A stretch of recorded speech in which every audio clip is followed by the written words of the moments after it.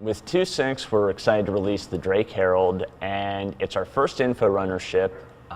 What that really is going to mean is you're going to have these big data banks on the outside of the ship. They're going to have a lot of volume to store, intel assets. This will be stuff, locations of where research data might be found, mining sites, salvage locations, a ship black box. Any of the intangible you could think of is kind of what we're looking at with intel and what an info runner is going to be carrying around. So one thing when flying around in the Herald that players are going to notice is that the ship is really, really fast. It has, I think, the biggest engines per mass on a ship so far. So if anybody knows what a funny car is or a dragster, it's very dragster. I would assume you're going to see a lot of these in races. Like I said, they're hard to catch, super fast. We got it loaded as well. The players can expect lots and lots of countermeasures. So with all the ships, pretty much any asset. This ship, when I read the specs, the design, the intent of the ship, I usually break out a few keywords, and those will be my motif for the ship. For this ship, I used speed, science, tech, evasion. Also, the motif of Drake had to be integrated in when designing the ship, which is bare bones. It's wires exposed. It's trellis work. It's not as fancy as some of your other branded ships. Some of the redesign was in part to make sure that we could get everything built to the metric standards that we need for how big guns are, how big components are, how much space a player needs to actually walk in and through the ship. One thing that always looks great in a lot of sci-fi movies are these nice, creepy, crammed corridors, but unfortunately with a lot of game logic, it's like, well, no, we've got to make a little bit more space so your average standing guy can get through and move around stuff. And so you can definitely see that with the interior of the Herald, where just the comm station in the back, the seat for that's going to slide you in and out as you're using the station to optimize the space as much as possible. But then also some of that back wall area was restructured a bit to open up enough room to make sure that even if that seat's extended and someone's getting out of it, another player or an NPC can walk behind that seat cleanly without having to clip into the walls or bounce all over the place. When we start the design process for the vehicle destruction system, we come in and I will talk with art and design, and we will sort of work out in 2D and 3D how to tear apart the ship. So to start that, I would say, for example, I would look under the model. Now, damage comes in sort of layers, right? It's a bunch of different features that work together. There is the exterior hull of the ship.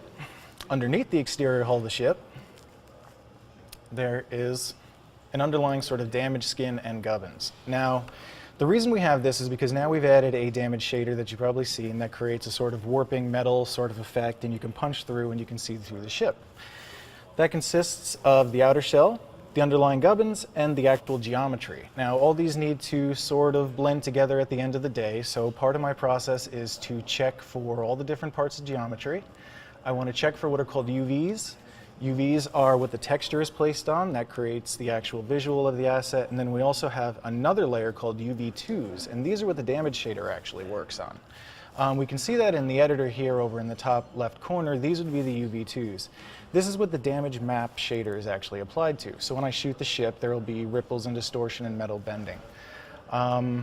In conjunction with that, I also have to create little sort of explosive charges around the ship. Now, most of my work is preliminary. Basically, I take the model and I set it up for destruction. So I'll break off the pieces, I'll make sure all the checks and balances are there, and I will prep the work for other people. So, for example, the particle guys, I would come up with them next, and I would set these things up called helpers. And helpers are little green cubes. They have direction, they point X, Y, and Z, and they're basically a little explosive charge. Now, what I did here is I set up sort of little group of them, and this group of them is just a bunch of different effects that are generalized and used on different ships. Explosions, sparks, fire, etc., etc.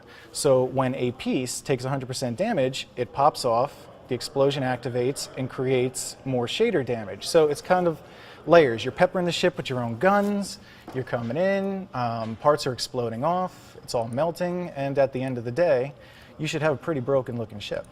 So if we come in, I'll start hiding some pieces. So I will come over here. We've gone into Max and we've done some initial ship setup. We've checked that the mesh has UV2s. We've checked that the mesh has underlying geometry for the shader to show underneath when bullet holes are taken into effect. The shader's pretty cool with the damage system in that the shader actually lets you poke holes in the meshes with what are called vertex colors. So when I go into Max, I go onto the mesh and I start setting areas where there's translucency, transparency, etc., for damage to shoot through. Not every area does need to be shot through though. You need to make sure that you're not wasting extra geometry, costing performance, adding, internal structure to places that don't need it. But you also want to make sure that every piece blows off, has a neat effect, looks pretty cool when it's flying off, so on and so forth. As you see, some pieces are floating away, some pieces are kind of just sitting around.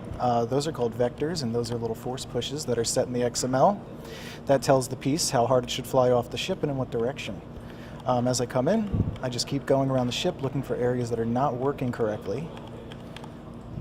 So this area, for example, is working correctly. We see we are getting bullet holes. The procedural system is working, UV2s are working, so on and so forth. But an area that I know it doesn't really work is up here. If we take a look, we see we're kind of getting a bullet hole, but nothing really going on there.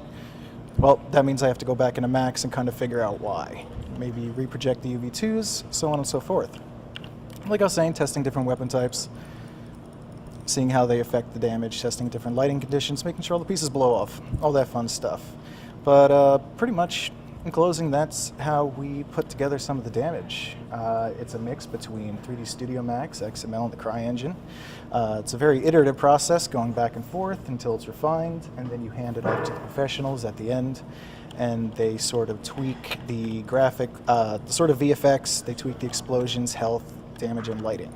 So that's it. Hope you've enjoyed.